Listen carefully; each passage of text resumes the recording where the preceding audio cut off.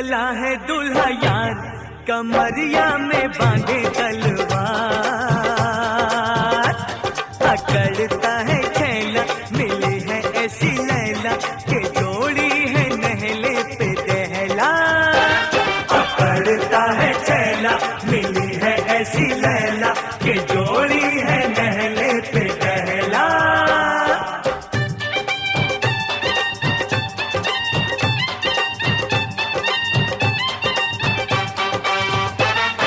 कल तक बेचारा हमसा कुआरा, फिरता था गली गली मारा मारा।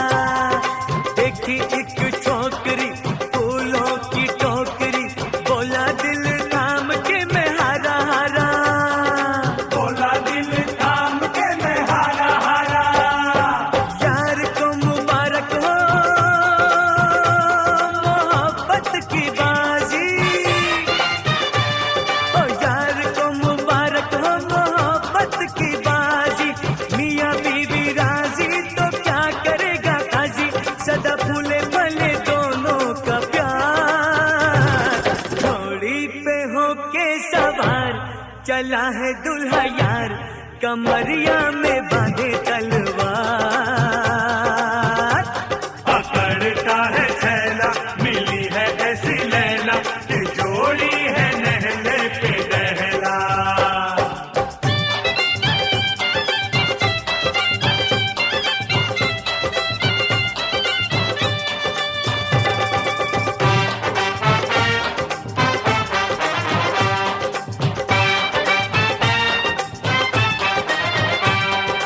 दुल्हन की धुन है कैसा मगन है, होगा मिलन देखो अभी अभी।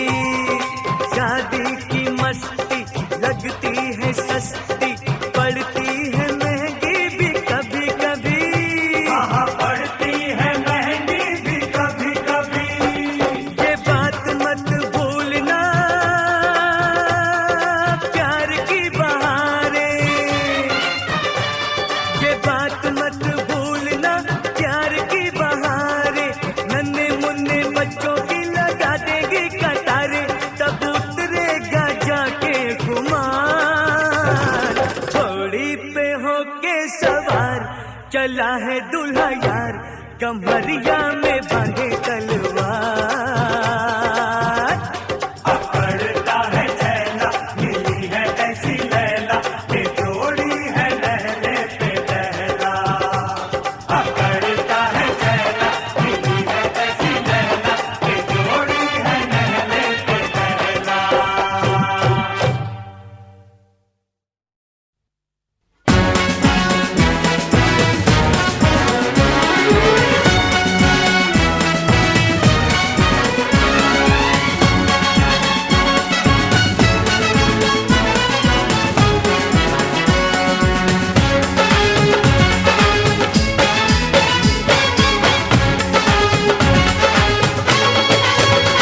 दूल्हा बन गया ओए, बन गया साडा बरखुरदार। घोड़ी चढ़ गया ओए, चढ़ गया छटके मोटर कार। सहरा सज गया ओए, वो सहरा सज गया जलवेदार। दुल्हनिया द्वार खड़ी, सजन संग जाने को तैयार। नच ले ओए, ओ नच ले ओए, ओ यारा हो, ओ मित्रा हो।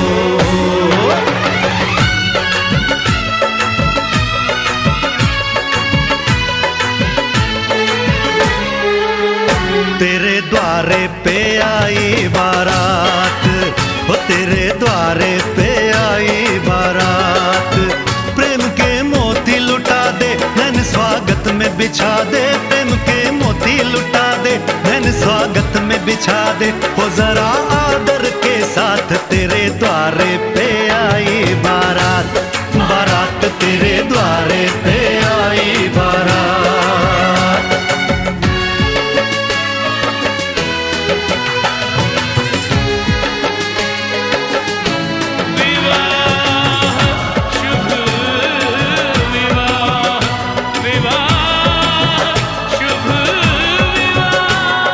दिल्ली का राजा आया, वरने को मधुपुर की रानी, होने को